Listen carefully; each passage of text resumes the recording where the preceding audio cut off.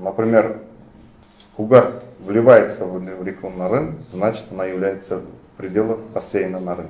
Это прежде всего по ее стоку.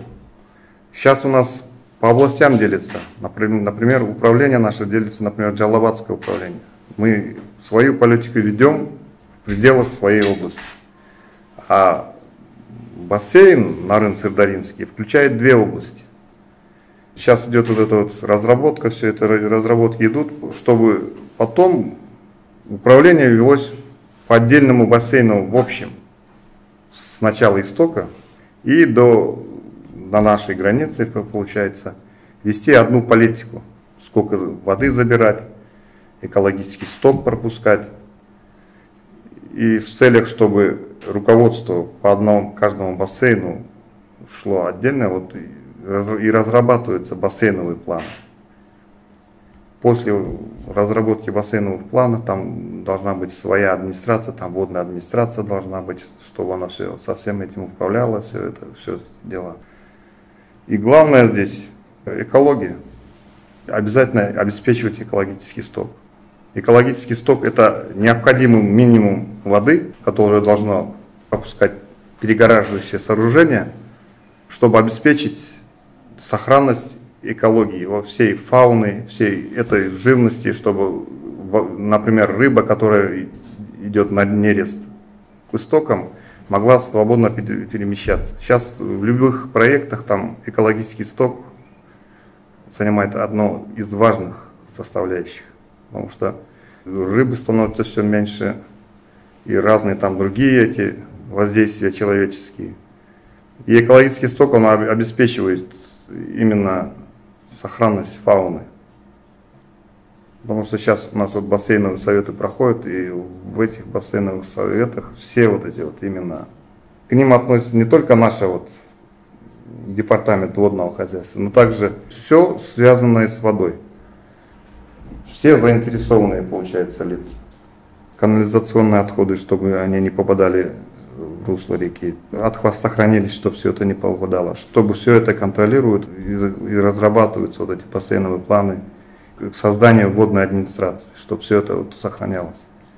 Но это пока только, как говорится, в проекте, все это, сейчас идут семинары, все вот эти обучения, все это, но это к этому идет.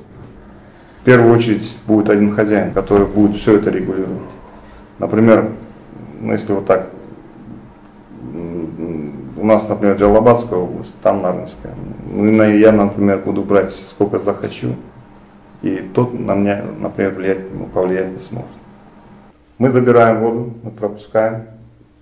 Вода идет, где-то подмывает, Сельхоззащита ставит дамбу. И именно эта дамба находится у нее на балансе, а река все так же ничья. Ниже идет, кто-то забирает гравий. Забор гравия влияет на всю реку. Например, кто-то выше нас что-то производит, выбрасывает все производственные отходы. Это, как говорится, каждый сам себе хозяин, и каждый ведет свою политику. Получается, что река это ничья. Не знаю, это из-за глобального потепления или из-за того просто маловодного периода. Сейчас водные ресурсы, нехватка водных ресурсов у нас, по крайней мере, это уже ощущается. Маловодный период. И для сельхозпотребителей, именно по нашей части, у нас пару лет, не пару, там пару, 5-6 лет у нас будет ощущаться нехватка воды. Но эта нехватка это не значит, что вообще воды не будет, просто будет небольшой дефицит воды. Именно благодаря бассейновому подходу более планомерно распределять воду для полива, для питья, все это распределять и все это контролировать и регулировать. Разные бывают циклы, 10-15 лет, например, многоводный период, потом идет маловодный период, это осуществляем водооборот, чтобы один день этому региону, второй день этому региону. Ну, внутри страны это наша прямая обязанность, мы сами регулируем все это. Также более планомерному использованию воды, например, сеем культуры, хотя бы даем эти рекомендации, какие культуры сеять в маловодный период, например. Культуры, которые меньше используют воду, не нуждаются в поливах, например. Рис, она больше потребляет воду, например, чем пшеница. Пшеница созревает до того, как ощущается дефицит воды.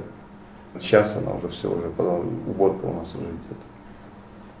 Ну, например, хлопок, он поливается от начала сезона, с вегетационного периода до конца, почти до октября, сентября, ноября месяца. Изменяя применяя севооборот на землю, можно регулировать, этим способом тоже. Даем рекомендации, не только мы, и администрация дает рекомендации, более такие засушливые годы, предпочтительно что сеять, что делать. И наша главная задача, потому что поставить в необходимом количестве всем этим субъектам воду в свое время, им нужно в количестве. Маловодный или это многоводный период зависит от источников его питания. Например, есть реки со снеговым питанием, реки, которые питаются только ручьями, родниками, и ледниковые. Сейчас ледников обильная тайна, например. Мало снега выпало, значит этот год будет маловодным. Бывает так, что много выпало снега, но весна была очень дождливой. Снег весь тает, уходит, и вегетационного периода у нас все так же ощущается дефицит воды. В этом году обещали маловодный, но пока, вот видите, сейчас воды много, нормально. По питьевой воде забирать из скважин воду, все это, хоть это не видно, но это сказывается на этот бассейн, потому что стоки там грунтовые, они берут с грунтовых вод, например, и все это сказывается полностью. Например, если больше берешь, например, из скважины, может, например, высохнуть один из родников, который поблизости находится. Все это связано. Я же говорил, если экологический сток. Например, вот эти вот реки у нас осушаются после июля месяца, они полностью осушаются, до Нарына уже не доходят, например. Экологический сток — это тот сток, необходимое количество воды, которое должно обеспечить жизнедеятельность фауны, всей этой живности в воде. Если ГЭС обеспечит этот экологический сток, вот именно вот это вот, то он ни на что почти не влияет. Ну, влияет там небольшой климат, может быть, если большое водохранилище, может поменять. Плотина, в принципе, любая плотина, она влияет. Хочешь, не хочешь, по-любому влияет. Например, в Тавтогульском водохранилище это очень трудно, потому что там высота плотины 100 метров. А в мелких сооружениях это можно сделать, потому что можно через бок какой-то канал провести, через который может рыба проходить.